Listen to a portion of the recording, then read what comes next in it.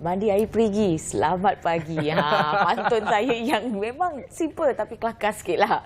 Okey, anda bersama saya, Helena Pallavi dalam Apa Khabar Malaysia bersama dengan rakan setugas saya hari ini. Saya Izzu Yusof dan apa pun saya nak mengambil kesempatan ini mengucapkan selamat kembali kepada rakan setugas kita, Helena Pallavi. Setelah berpantang sebagai seorang ibu, tahniah dan syabas diucapkan. Macam mana menjadi seorang ibu ni, pengalaman? Oh, dia mencabar, dia menguji kita. Menguji keimanan. Cara pengurusan masa kita, macam-macam lah. Tapi alhamdulillah segalanya terurus. Tapi yang paling penting, cukup tidur tak?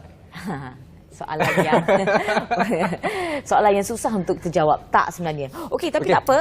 Hari ini kita nak kongsikan kepada anda beberapa berita dalam portal kita dan juga pastikan anda setia bersama kami hingga ke hujung rancangan kerana pelbagai informasi yang akan kami kongsikan bersama anda semua penonton Apa Khabar Malaysia hari ini.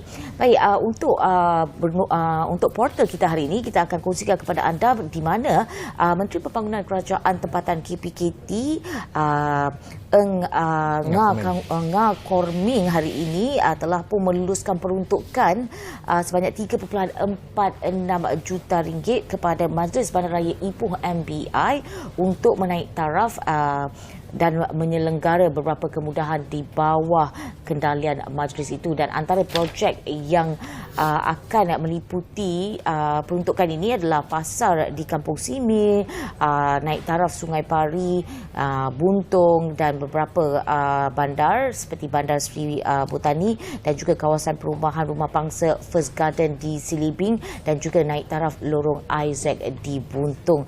Dan peruntukan ini akan disalurkan secara segera kepada Majlis Bandaraya Ipoh. Dan menurut menteri itu lagi, keseluruhan peruntukan projek naik taraf itu akan melibatkan kemudahan awam dan infrastruktur yang merupakan performance based budget atau peruntukan berlandaskan pelaksanaan bagi memastikan perkhidmatan dan fokus KPKT terlaksana terhadap kesejahteraan rakyat. Okey, itu berita di Ipoh yang boleh kita kongsikan. Baik, ini kita bawakan satu lagi perkembangan berkaitan dengan industri kelapa sawit negara kita. Kita tahu pelbagai isu berkaitan dengan kelapa sawit ini ada sekatan daripada beberapa negara yang dibuat, khususnya negara Eropah yang menyekat kita punya industri kelapa sawit negara kita. Susulan daripada itu, Timbalan Perdana Menteri iaitu Datuk Seri Fadilah Yusof yang juga telah melakukan satu lawatan rangka kerja ke Eropah bagi kita sama-sama menyuarakan diskriminasi yang dilakukan oleh peraturan Eropah. Antaranya adalah seperti pelaksanaan peraturan produk bebas penerbangan hutan Kesatuan Eropah EUDR. Antara lainnya juga ada seperti yang dilakukan oleh Eropah. Ada lagi banyak sebenarnya, tapi antara yang paling penting adalah EUDR itu tersebut. Sebenarnya susulan daripada pelaksanaan peraturan tersebut, kita dapat lihat beberapa perkara telah menekan mereka yang menjalankan industri sawit negara kita. Antaranya seperti menyebabkan kos perniagaan yang lebih mahal, sekaligus ada berlakunya penurunan harga penawaran minyak sawit itu. Jadi sebenarnya minyak sawit ini sebenarnya kalau kita melihat dua negara terbesar yang menyumbang industri kelapa sawit seperti Malaysia dan juga Indonesia. Jadi Menteri Datuk Seri Fadilah Yusof juga telah mengadakan pertemuan bersama dengan Menteri Koordinator Hal Ehwal Ekonomi Indonesia, Dr. Airlangga Hartarto, juga telah menyertai misi bersama ke Kesatuan Eropah untuk melindungi kepentingan sektor minyak sawit kedua-dua negara ini. Merupakan salah satu langkah yang penting, bukan sahaja bagi menjaga kepentingan sektor minyak sawit di negara ASEAN, tetapi juga adalah misi untuk sama-sama kita meluahkan apa sebenarnya yang dilakukan oleh Kesatuan Eropah ini. Jadi sama-sama kita nantikan perkembangan lanjut mengenai apakah langkah yang boleh dilakukan dan juga hala tuju yang seterusnya bagi sama-sama menaikkan industri sawit negara kita. Baik, selepas ini kita nak saksikan laporan cuaca. Memandangkan pagi tadi pun kita nampak agak mendung di sekitar Kuala Lumpur, namun di negeri-negeri lain kita tak tahu macam mana, dan kita nak merancang perjalanan harian kita. Kita saksikan dulu ramalan cuaca yang telah disediakan.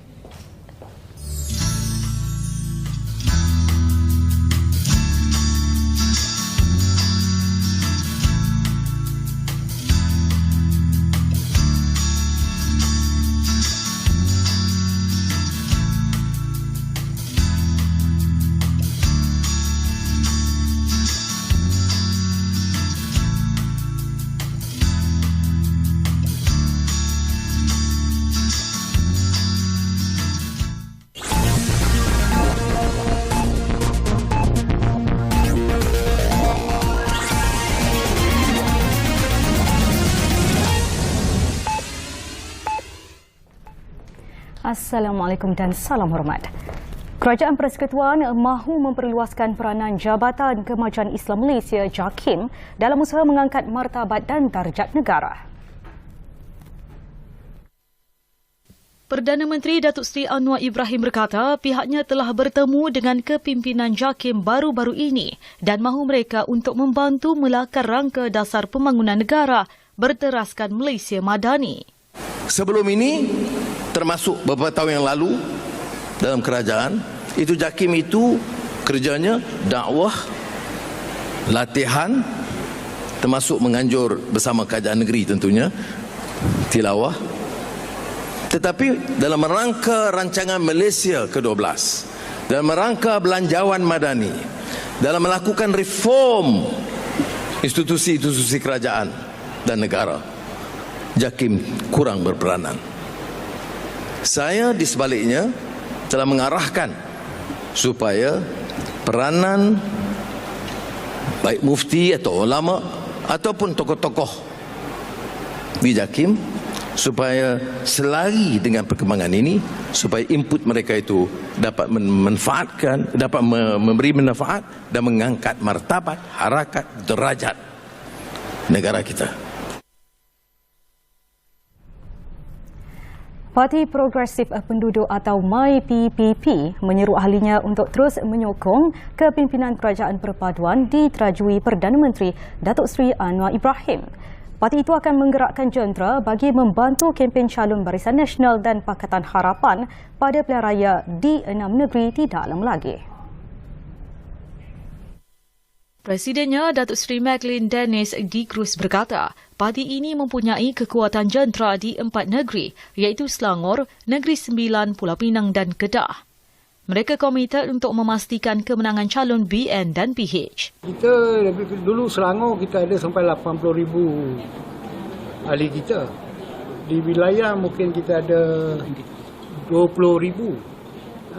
Di Pulau Pinang pun 30,000 saya ingat. So that's why I brief my people to support the government. Kerajaan Madani, untuk sokong kerajaan Madani untuk menang, kerana mereka mesti tahu menukar kerajaan adalah satu masalah kerugian ekonomi negara. Itu anak-anak muda mesti faham. Kita ingat tukar kerajaan itu benda tu baik pandangan dia orang, tapi kerugian dia orang tak tahu. Perjumpaan berkenaan adalah mengenai siri jelajah penerangan yang kedua dari 8 negeri yang digerakkan semula selepas lebih 4 tahun tidak dapat berbuat demikian susulan pembatalan pendaftaran parti oleh Jabatan Pendaftaran Pertubuhan pada 2019. Pada 19 Mac lalu, Datuk Seri Maclean dilantik sebagai Presiden baharu selepas menang tanpa bertanding dalam pemilihan parti ketika mesyuarat agung tahunan. Beliau turut disahkan sebagai Presiden parti berdasarkan Surat Kementerian Dalam Negeri bertarikh 11 April 2023 yang meluluskan rayuan pembatalan parti, seterusnya menamatkan kemelut panjang MyPPP yang melibatkan bekas Presidennya Tan Sri M. Cavias. Tindakan seorang kanak-kanak lelaki berusia 11 tahun memandu kereta milik bapanya di Jalan Banting Pandaraman, Klang Jumaat lepas mengundang padah apabila ditahan polis malam. Ketua Polis Daerah Klang Selatan ACP Chia Hong Fung berkata, pihak polis turut menahan bapa kanak-kanak terbabit berumur 49 tahun. Pihaknya menerusi bahagian siasatan dan penguatkuasaan trafik Ibu Pejabat Polis Daerah IPD Klang Selatan menerima satu klip video yang ditularkan menerusi media sosial berdurasi 1 minit 21 saat. Klip berkenaan memaparkan seorang kanak-kanak lelaki memandu sebuah kereta jenis Proton Saga berwarna silver. Bertindak atas maklumat, pihak IPD Klang Selatan membuat serbuan dan menahan pemilik kenderaan serta seorang kanak-kanak lelaki yang dipercayai pemandu kereta tersebut. Kedua-dua individu serta kenderaan berkenaan kemudian dibawa ke Balai Polis Trafik IPD Klang Selatan untuk siasatan lanjut. Kes itu disiasat mengikut Seksyen 39-1 Akta Pengangkutan Jalan APJ 1987, iaitu memandu di bawah umur, dan Seksyen 111 APJ 1987, iaitu bersubahat atau membenarkan melakukan kesalahan. Siasatan juga dijalankan mengikut Seksyen 31/1/A Akta Kanak-Kanak 2001 yang membawa maksud melakukan perbuatan pengabaian atau mendedahkan kanak-kanak secara cuai dengan cara yang mungkin akan menyebabkan mengalami keceroan fizikal atau emosi. Beliau turut menasihati orang ramai agar tidak leka dan sentiasa mengawasi gerak-gerik anak masing-masing supaya tidak melakukan tindakan yang boleh mendatangkan bahaya kepada diri sendiri atau harta benda orang lain.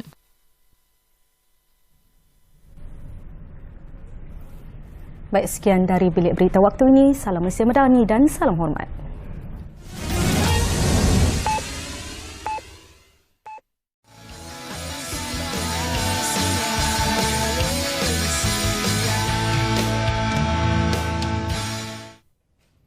Baik, bertemu kembali dalam Akhbar Malaysia. Tahukah anda bahawa saban tahun demi tahun, kalau kita lihat angka daripada tahun 2017 hingga tahun 2022, berlaku satu perubahan angka yang agak signifikan daripada jumlah perokok yang semakin menurun, tapi kontranya adalah jumlah mereka yang mengambil vape ataupun rokok elektronik semakin meningkat, dan itu merupakan satu kebimbangan yang harus kita atasi dari semasa ke semasa. Dan banyak sebenarnya langkah dah dibuat oleh kerajaan, NGO dan sebagainya untuk mengatasi perkara ini. Jadi kita membawakan kepada anda satu topik kita pada hari ini, iaitu bersama atasi ancaman merokok. Bersama dengan kita pakar perubatan kesihatan awam Jabatan Kesihatan Wilayah Persekutuan Kuala Lumpur KKM, iaitu Dr. Noraikil Bukhari Ismail Bukhari. Apa khabar, Doktor? Khabar baik.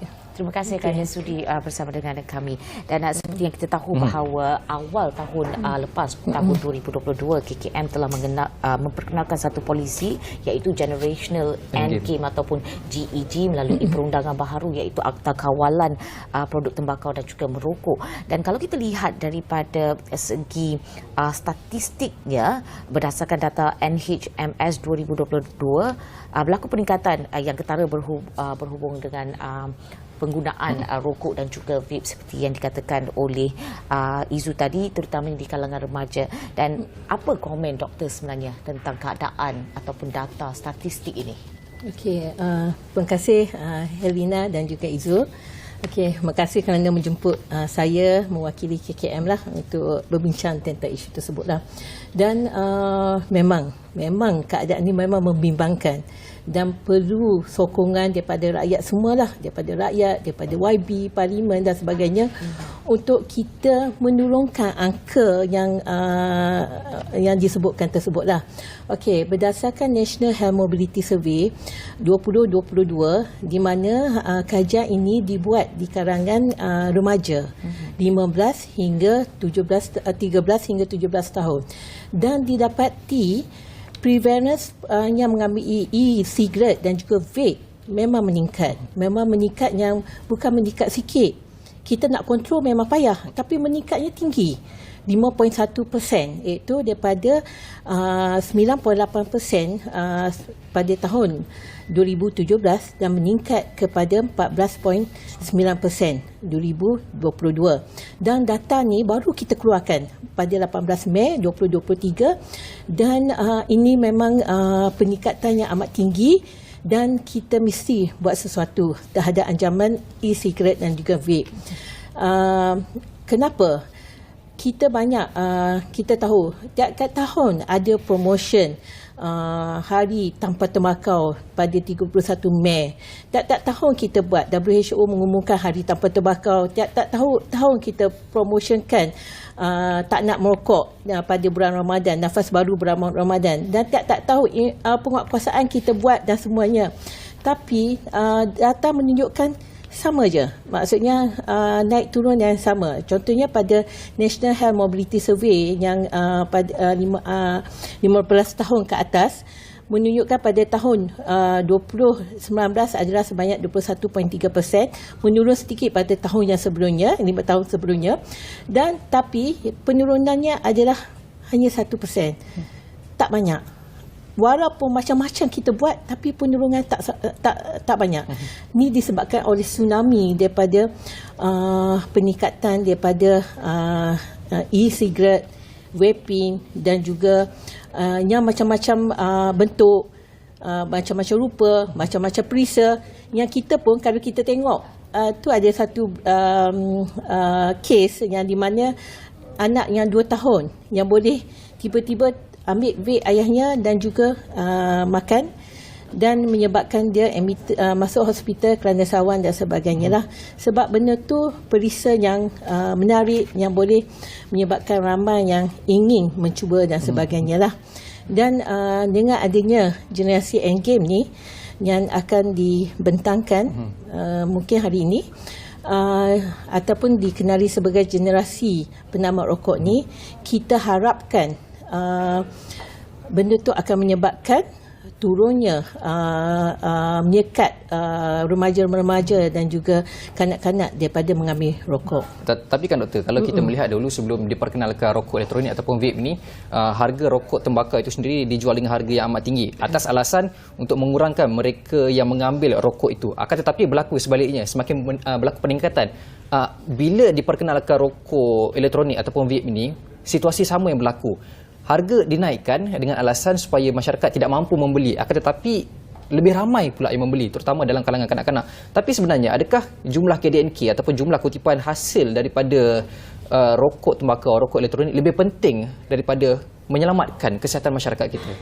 Okey, kita walaupun kita buat macam-macam, kita naikkan teks, harga rokok tinggi, tapi tetap juga ada yang beli. Contohnya handphone. Macam-macam handphone, macam-macam teknologi yang dikeluarkan, tapi tetap aja permintaan yang tinggi lah. Dan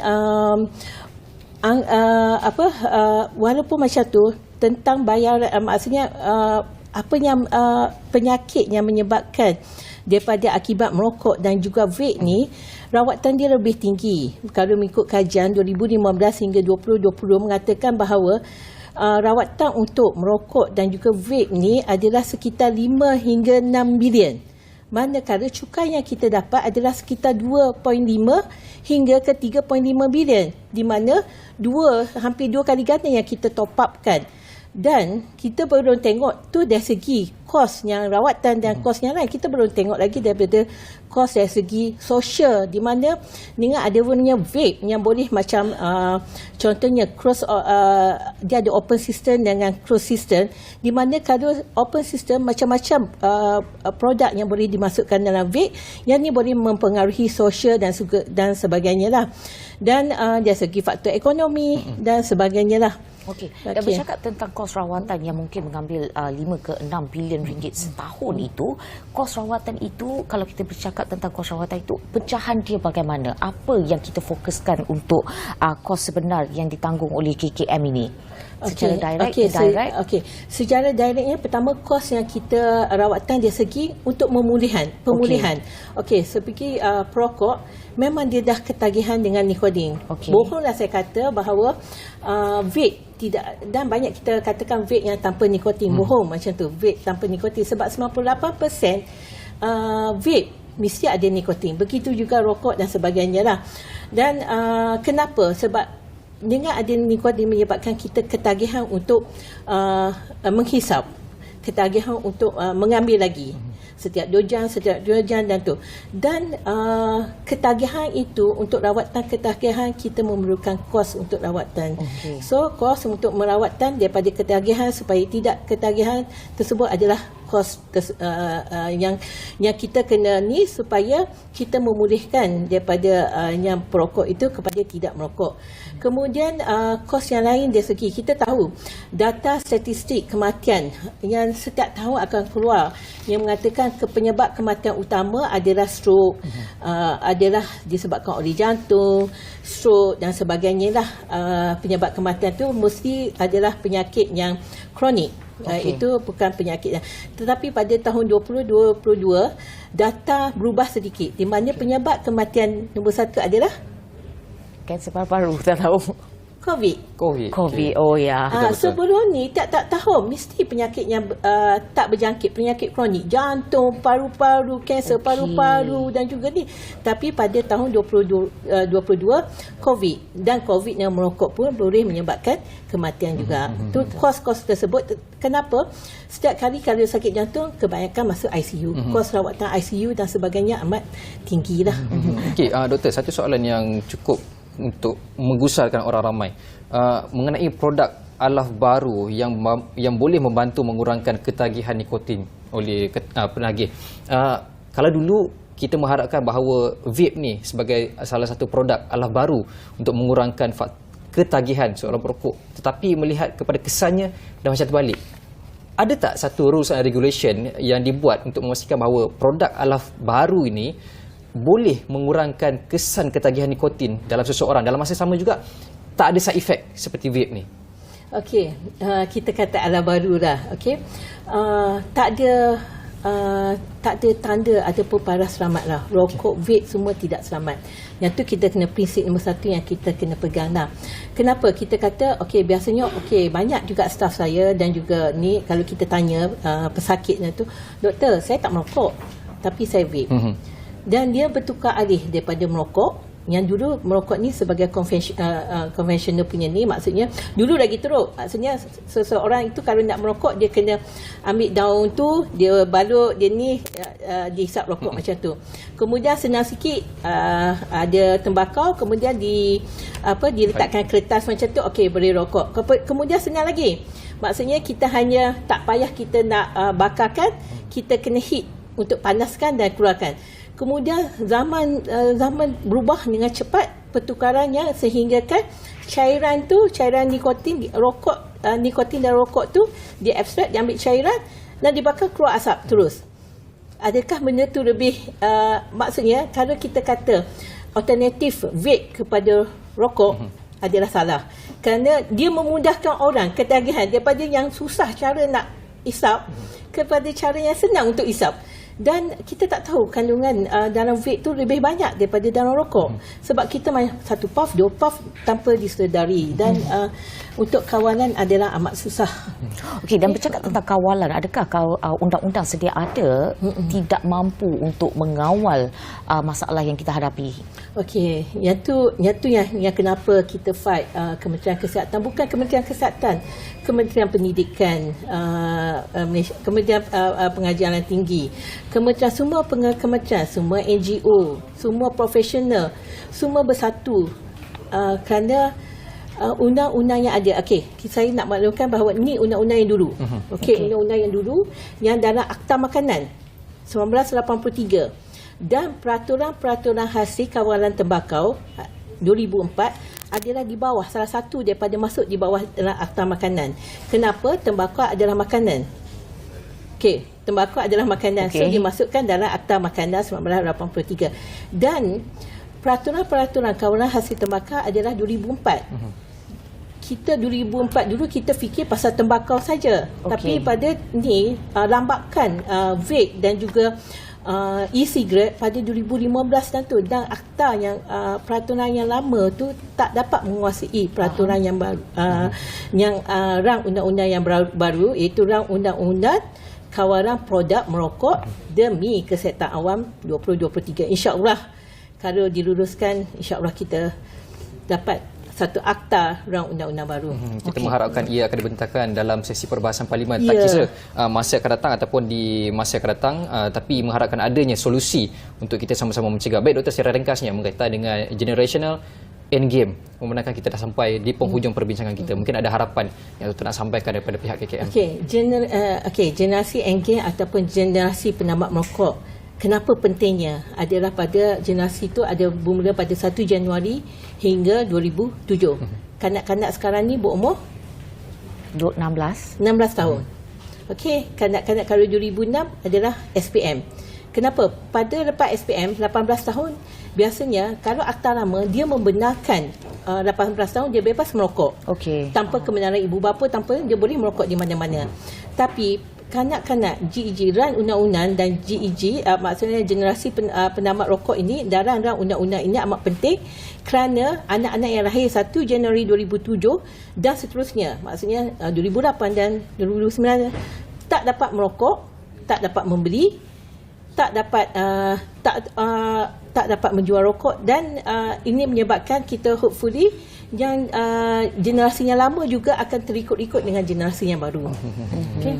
Itu harapan kita, KKM untuk bersama-sama mengatasi ancaman produk merokok. Dan terima kasih Doktor kerana sudi bersama dengan kami dalam Apa Khabar Malaysia untuk berkongsi matlamat generasi penamat ini supaya kita bebas rokok menjelang tahun 2040 dan kadar prevalent perokok itu ikut apa yang disuarakan WHO sebanyak kurang 5%. Baik, kita nak berehat seketika, kembali selepas ini.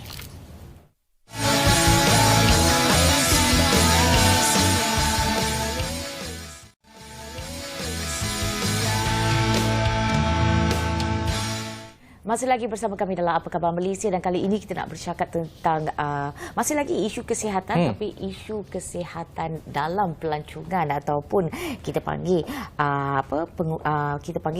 pelancongan kesihatan, bagaimana ia memacu ekonomi negara. Dan untuk itu kita bersama dengan tetamu kita. Siapa itu, Izu? Profesor Madya Dr. Mazlina Mahza selaku pensyarah kanan Fakulti Pengurusan Hotel dan Pelancongan UiTM Cawangan Selangor Kampus Puncak Alam. Apa khabar, Doktor? Baik, thank you. Selamat datang ke Bernama. Terima kasih.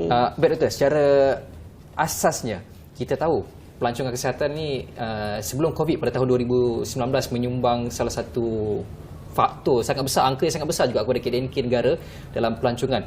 Tetapi melihat kepada kemajuan dan juga perkhidmatan perubatan yang ada di negara kita, macam mana Doktor melihat perkembangan faktor kesihatan, perkembangan teknologi kesihatan lah terutamanya di hospital dan juga klinik swasta ni menyumbang lagi kepada kita punya KDNK? Okey, terima kasih kerana jemput, dan sebenarnya memang tidak dinafikanlah kita punya pelancongan kesihatan ni menyumbang kepada income kepada negara lah. So izinkan saja nak brief a little bit on actually komponen lah pelancongan kesihatan ni dibagi dua.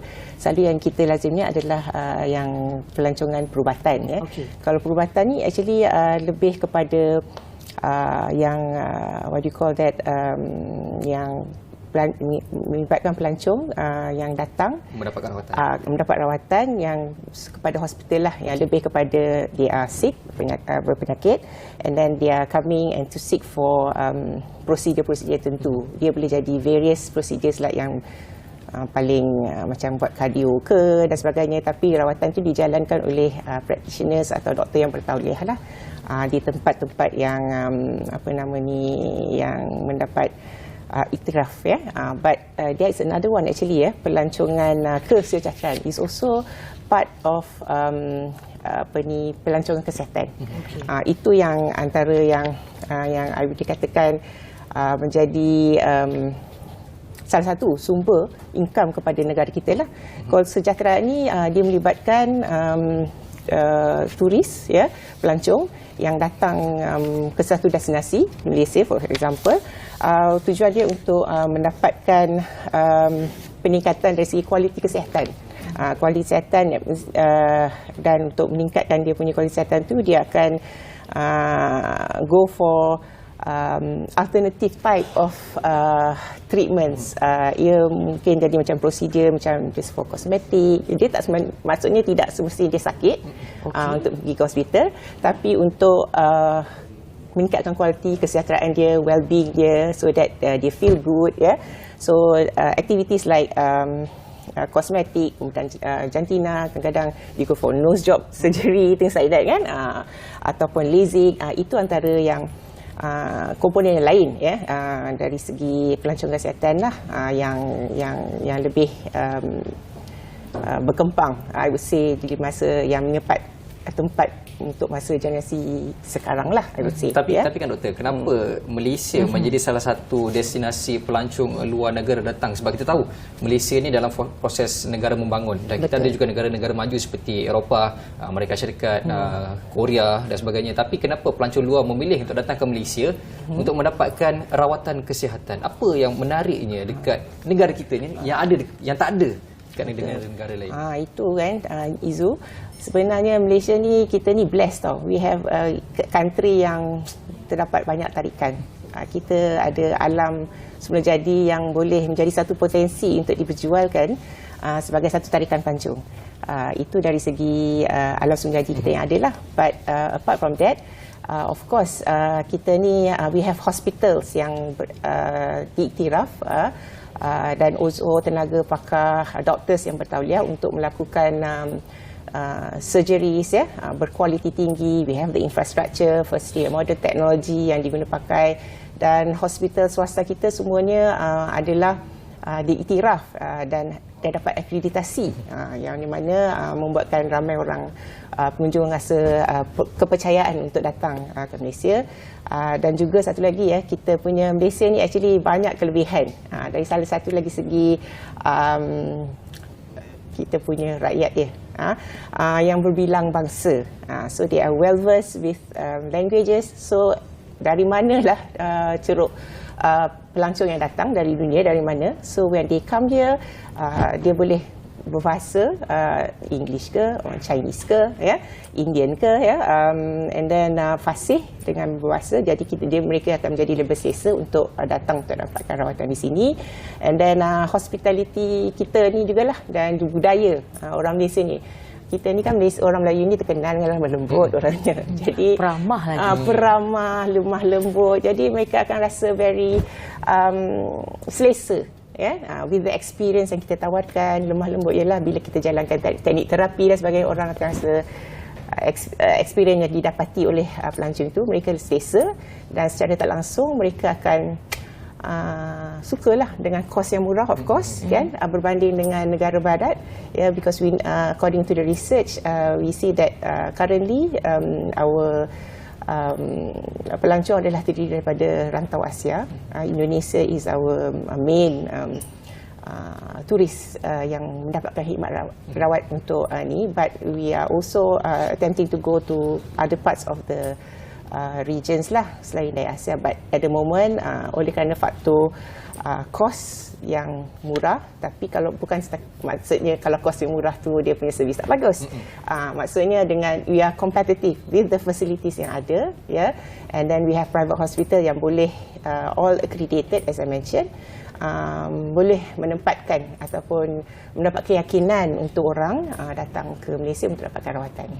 Okey, doktor, selain kita dah tahu kita ada kelebihan yang tertentu untuk menarik ramai pelancong luar, namun apa langkah ataupun strategi yang boleh kita lakukan untuk meningkatkan lagi, merancakkan lagi industri pelancongan kesihatan di Malaysia ni? Okey. So antara inisiatif yang boleh dilakukan, of course, mereka kena naik taraf lagi lah, the infrastructure. Katakan kita nak menarik lebih ramai pelancong untuk datang mendapatkan khidmat rawat yang lebih pada konvensional, maknanya untuk hospitalization, mungkin infrastruktur dari segi mengubah suai hospital itu supaya bila pelancong datang dia tak rasa macam duduk hospital, duduk dalam hotel ke, kan. So with facilities yang baik, so dia akan melahirkan pengalaman yang lebih lah. So dia akan rasa lebih tenang, di samping itu maybe we can the government can work together with syarikat swasta lah, syarikat swasta like say the travel agents, because itu antara aspek yang penting lah, because travel agent boleh bangunkan package, so that when this pelancong datang dapat khidmat rawat di hospital, selepas rawatan itu dia boleh recuperate ataupun menjalani tempoh untuk perbaikan, pemulihan tu, melakukan aktiviti-aktiviti yang berkenaan dengan pelancongan. They can go for relaxation, so itu pentingnya to work together with the swastas, like travel agents. They come up with package, dan package itu termasuklah, because kita di Malaysia, seperti yang saya tahu dengan Izu dengan Helena tadi, kita ni blessed kerana kita ada banyak tarikan pelancongan, kan. Kita ada mountains, kalau nak go to the hotels yang penginapan di tepi laut ke dan sebagainya. So itu semua adalah sampingan-sampingan yang boleh memberi efek ketenangan di samping experience seorang pelancong itu, bukan hanya untuk dapat rawatan untuk membaiki kesihatan, tapi dia dapat rehat, boleh merasai ketenangan dan sebagainya, dan secara tak langsung akan mempercepatkan proses dia jadi sihat lah. So itu antara lain. lagi ya. Jadi kalau kita melihat Doktor, satu pengalaman yang tak boleh dijual adalah review daripada pengguna ataupun mereka yang datang mendapatkan rawatan daripada kos yang murah dan juga teknologi yang kita ada, pengalaman yang dijual itu juga merupakan salah satu faktor penting terutama dalam pengurusan hotel dan juga pelancongan. Tetapi Doktor, salah satu benda yang membimbangkan kita pada ketika ini adalah faktor penawaran perkhidmatan. Kita tak nak yang menawarkan fasiliti kesihatan itu ada di peringkat swasta saja, tapi dalam masa sama juga di peringkat kerajaan tak boleh nak keep up dengan benda tu. Jadi macam pandangan doktor sendiri, macam mana kita boleh buat ataupun apa benda-benda yang boleh kita tambah baik dari segi fasiliti dan juga perkhidmatan untuk kita tingkatkan penawaran dan juga perkhidmatan kita kepada pelancong luar datang mendapatkan rawatan kesihatan di negara kita. Okey, itu isu ya. Itu is actually sangat-sangat penting. Kadang-kadang kita ada fasiliti tapi tahap servis tu kurang memuaskan. Jadi oleh kerana itu trainings ya, itu antara lain latihan, pendidikan ya, awareness patut diberi kesedaran lah kepada the local people, especially those who are working in the industry ya. Of course kalau dari peringkat akademik ya, universities boleh main peranan ya. For example, UiTM kita ada Fakulti Pengurusan Hotel dan Pelancongan, and also we know that industri pelancongan kesihatan is one of the important income generation kan kepada negara, because tourism is partly one of the number 2 income generation for our country. So pelancongan kesihatan ni, so what we do for di peringkat akademik lah, di universiti for example at my faculty, we have already give awareness lah, beri kesedaran pada pelajar tentang kepentingan. Jadi kita memberi latihan ya, kita ada silibus-silibus yang berkaitan untuk memberi pendekatan kepentingan untuk menawarkan servis, because at the end of the day pelajar yang kita train ni akan menjadi workforce kepada industri pelancongan ini. So antara lain contoh, kalau jabatan jabatan kalau dari fakulti ini, kalau tourism pelancongan, kita bagi pendedahan kepada pelajar mengenai macam mana nak handle atau come out with packages ya, yang berkaitan yang untuk menarik lebih ramai pelanggan, tapi tidak ketinggalan dari segi aspek servis itulah. Yang lain seperti hotel departments also they have the CSR program yang dijalankan, yang mana setiap semester mereka akan pergi ke rumah rehabilitasi. Kalau rehabilitasi center ni adalah satu komponen penting dalam pelancongan kesihatan, di mana generasi yang sekarang maknanya yang getting to older generations they have lebihan income. So kalau macam penjagaan rumah-rumah orang tua kan, so kita give also exposure to these students to go this rumah-rumah orang tua ini, so they offer their services, melayani mereka supaya they have an idea of what kind of services perkhidmatan yang patut ditawarkan, supaya secara tak langsung at the end of the day mereka tahu that service is actually one of the important komponen lah, bukan setakat facilities yang ada, tapi experience.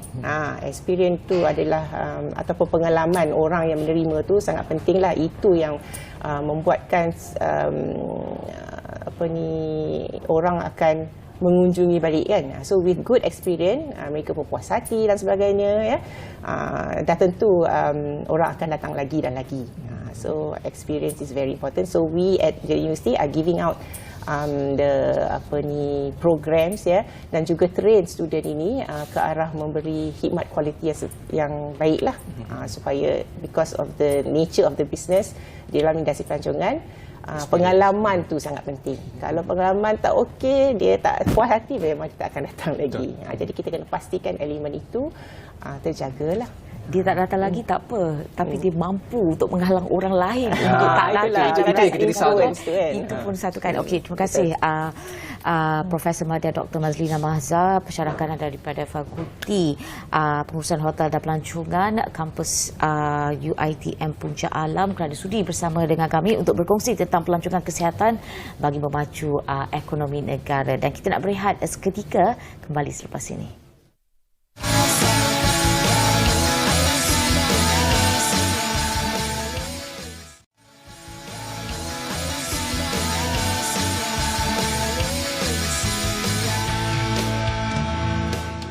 Baik, bertemu kembali dalam Apa Khabar Malaysia. Tadi kita dah bercakap soal pelancongan kesihatan di dalam negara. Sekarang kita nak terbang ke peringkat antarabangsa pula berkaitan dengan small and medium enterprise. Jadi bersama dengan kita berkaitan topik kita perjumpaan MSME antarabangsa iaitu NAB Setiausaha MICCI. Mr. Gana Sambantan, apa khabar Encik Gana? Khabar baik. Selamat pagi. Selamat pagi. Okey, dan seperti yang kita sedia maklum bahawa Dewan Perniagaan Tamil Sedunia WTCC akan melakukan orang kata satu kempen ataupun satu perjumpaan MSME antarabangsa B2B Meet at Malaysia yang akan dianjurkan oleh MAICCI iaitu Malaysian Associated Indian Chambers of Commerce and Industry pada hujung bulan ini, 27 dan 28 Julai bagi meraihkan Jun. Maafkan saya, dan bagi meraihkan Hari MSME Sedunia, dan ia merupakan hub dan destinasi sehenti untuk perusahaan ekspor dan import bagi industri mikro, kecil dan sederhana untuk memasarkan produk mereka ke serata dunia. Dan kita bercakap tentang itu, kita nak tahu juga objektif perjumpaan ini, perjumpaan MSME antarabangsa at International MSME B2B Meet in Malaysia ini apa? Okey, perjumpaan MSME antarabangsa at International MSME B2B Meet adalah satu platform bagi ahli perniagaan untuk mengenali dan memahami selok-belok perniagaan di dalam dan di luar negara dengan mengadakan perbincangan dan menukar idea. Okey. Pengalaman dan mendapat nasihat daripada peniaga-peniaga dari luar negara ini dapat memberikan satu hala tuju yang baik bagi peniaga tempatan untuk membuat keputusan yang tepat sebelum melabur dalam perniagaan. Okey. Dan seperti kita tahu bahawa acara ini akan disokong oleh Kementerian Pembangunan Usahawan dan juga Koperasi MIDEC dan juga SME Corporation Malaysia. Dan siapa lagi yang akan terlibat dalam penganjuran ini? Okey, dalam perjumpaan ini WTCC itu yang World Tamil Chamber of Commerce bersama dengan dia penganjur, co-penganjur dalam MICI, Malaysian Associated Indian Chamber of Commerce and Industry, iaitu Dewan Perniagaan dan Perindustrian India Malaysia, supported sokong oleh SME Corp. Okey. SME Corp. Okey, satu soalan yang untuk kita perjelaskan berkaitan dengan MSME antarabangsa ni. Difahamkan pendaftarannya telah dibuka, akan tetapi satu restriction ataupun satu peraturan mengatakan bahawa hanya walk-in tak dibenarkan, tetapi pendaftaran awal boleh. Satu persoalan, kenapa walk-in tak dibenarkan? Apa yang tak benar? Untuk menyertai MSME antarabangsa ni, registrationnya dibuka, tapi walk-in untuk mereka yang nak datang walk-in tak boleh join. Kenapa? Okey. Sebab apa? Kita nak tahu berapa orang akan datang. Kita buatkan logistik semua. Kita kalau walk-in kita bagi, nanti katakan kalau ada ramai yang datang tak mampu, mahkota hall Platinum di Platinum Central tak dapat muatkan. Sebab itu yang sebabnya. Okey. Dan setakat ini bagaimana dengan penyertaan daripada seluruh dunia? Berapa penyertaan yang kita ada setakat ini? Okey, penyertaan sekarang kita ada peserta-peserta dari negara Jepun, Korea, Canada, Switzerland, Australia dan Singapura. Dan juga kita ada lebih kurang 150 peniaga dalam berbidang perniagaan akan datang dari India untuk perjumpaan antarabangsa ini di Mahkota Hall Platinum Central 27 dan 28 hari bulan Jun 2023 dari jam pukul 10 pagi sampai 12, rehat 12 sampai 2, dan dia akan disambungkan 2 hingga 4 petang. Ini untuk 2 hari. Kalau kita tengok senarai mereka yang sertai untuk MSME antarabangsa ni, ada pemain industri yang dah memang sedia besar syarikatnya, akan tetapi mereka yang nak datang mungkin ada yang startup company, mereka yang baru nak memulakan perniagaan. dalam masa sama juga memerlukan modal untuk memulakan perniagaan. Tapi kalau mereka yang tak ada modal, adakah ini merupakan satu platform untuk mereka menceburkan diri dalam bidang perniagaan dan ada agensi-agensi yang membantu mereka untuk menggerakkan perniagaan? Agensi yang boleh membantukan orang yang nak pergi dalam perniagaan ini ialah macam SME Corp. Okay. SME Corp ialah badan yang boleh bagi sokongan kepada peniaga-peniaga yang baru yang nak masuk dalam perniagaan lah. Okey, dan kita nak tahu juga kebaikan ataupun manfaat yang boleh peserta dapat sekiranya mereka hadir dan mendaftarkan diri di perjumpaan ini. Apa yang mereka akan dapat? Okey, dia akan apa yang dia akan dapat itu ialah dia akan dapat kan produk-produk dan inovasi yang moden, yang terkini, apa yang ada di dalam dunia ini. Misalnya kalau katakan produk dari segi agriculture, pertanian, produk yang ada dan produk yang akan yang dah ada di market, dia akan bawa ke negara kita boleh gunakan itu dalam. Dan saya kira networking juga adalah satu perkara yang boleh didapati dalam hasil daripada ya, betul. perjumpaan Ini ini. networking yang dia punya yang penting sekali di sini apa yang dia punya ultimate punya program ini dia punya networking di antara peniaga-peniaga di negara kita dan peniaga-peniaga di luar negara. Okey, selain daripada produk dan juga networking, ada tak servis-servis yang ditawarkan dalam perjumpaan MSME antarabangsa ni? Contoh macam servis penawaran pekerjaan dan sebagainya. Ada tak dibawa masuk juga dalam MSME antarabangsa ni? Services tak ada. Ini hanya untuk produk saja. Okey, dan kita nak tahu juga untuk pemain industri tempatan terutamanya mereka di Malaysia ini, bagaimana sesi ini akan menolong mereka supaya mereka boleh berjaya dengan lebih hebat dan menjadi pemain utama di seluruh dunia. Dengan adanya platform SMSC, peniaga tempatan dapat menembus produk mereka ke peringkat antarabangsa dengan usaha sama dengan rakan-rakan perniagaan lain dari negara lain. Segala rintangan yang dihadapi seperti lesen perniagaan di luar negara, aspek pemasaran, permit dari kerajaan dapat diuruskan dengan mudah melalui rakan usaha sama di negara luar. Okey, dan kalau kita lihat kan 150 SME daripada India ini akan bersama-sama dengan tycoon-tycoon bisnes di Malaysia ini. Antara 150 SME itu siapa? Apa industri yang akan dibawakan oleh mereka? Industri-industri ataupun sektor-sektor yang akan menghadiri untuk perjumpaan antarabangsa ini ialah pertanian, IT, multimedia, marine, kosmetik dan lain-lain lagi industri. Saya nak tahu juga, adakah ini merupakan penganjuran yang pertama ataupun penganjuran kali yang keberapa? Ini adalah penganjuran yang pertama. Memandangkan ini penganjuran kali pertama, sudah pastinya akan ada perancangan jangka masa panjangnya. Jadi macam mana pihak MICCI sendiri melihat bahawa penganjuran MSME antarabangsa ni akan membawa kepada hala tujunya ke mana untuk jangka masa panjang? Perancangan MSME untuk jangka masa panjang adalah untuk membantu para peniaga untuk mengukuhkan kedudukan dan mengembangkan lagi perniagaan mereka ke seluruh dunia. MSME akan membantu mereka mencari rakan kongsi strategik di peringkat antarabangsa dan grant kerajaan bagi pengurangan atau mengecualikan cukai beberapa tahun bagi mengukuhkan perniagaan mereka dengan teknologi yang lebih moden dan efisien.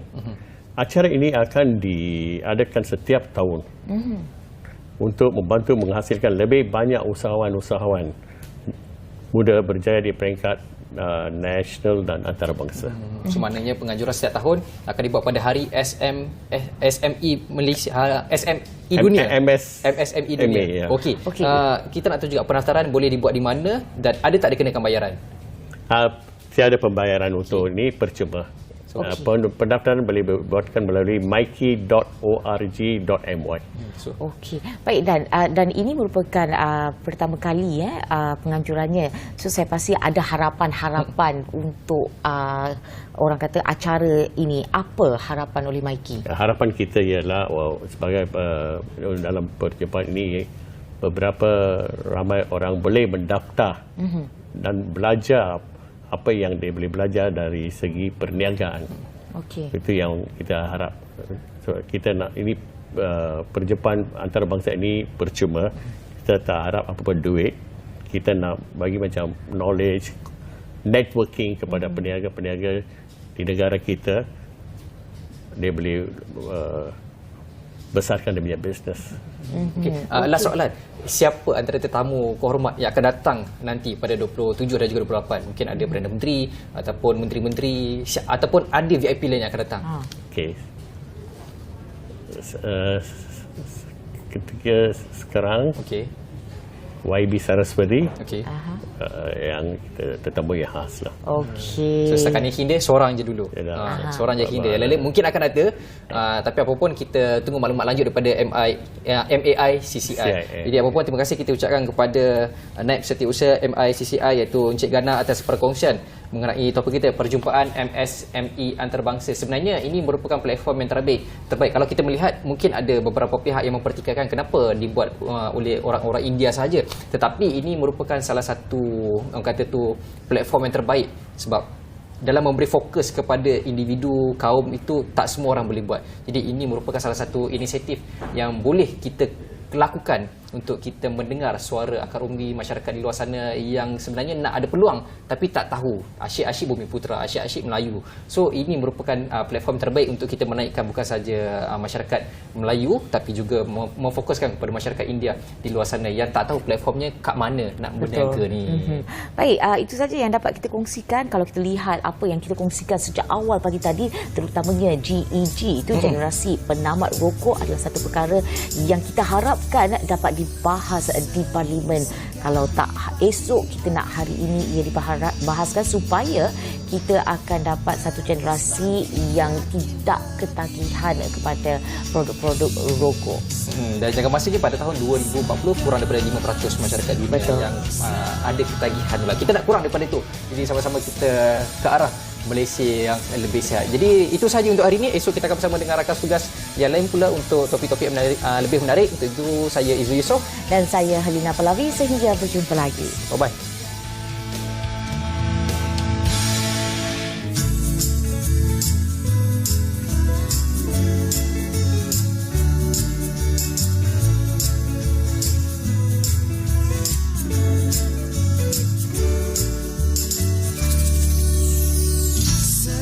Segar di pagi hari, terus bangkit yakin berdiri.